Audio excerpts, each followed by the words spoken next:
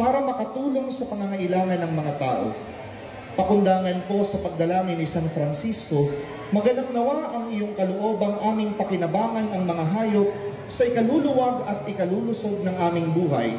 O Panginoong Diyos, pinagmula ng buhay at kabuhayan, ikaw na aming amang nagpapakain sa mga ibon, basbasan mo ang mga hayop na ito upang makatulong sa aming buhay at magbigay sa iyo ng dangal at puri sa lahat ng iyong pagpapala. Hinihiling namin ito sa ngalan ni Kristo, magpa sa walang hanggan. Amen. Dasalin natin ang Ama namin, tayo pong lahat.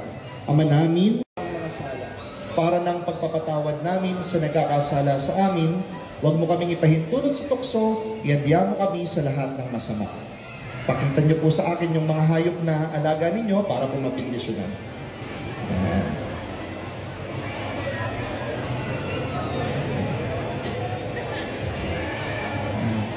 Sumain niyo ang Panginoon, iuupo ninyo ang inyong ulo. Panginoon, basbasan niyo rin po ang mga taong ito, huwag niyo po silang papabayaan at lagi niyo po silang iingatan. Gantimpalaan po ninyo sila sa pangangalaga sa mga hayop na ito.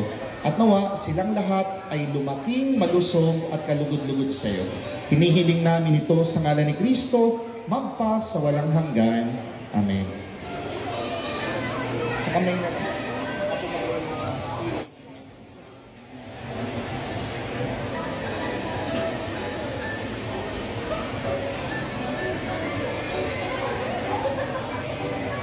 Sumain niyo ang Panginoon, pagpalain kayo ng makapangyarihang Diyos, Ama at Anak at Espiritu Santo. Amen. Humayo kayo sa pag-ibig ni Kristo. Salamat sa Diyos. Palakpakan po natin ang Panginoon. Magandang umaga po. Maraming salamat po.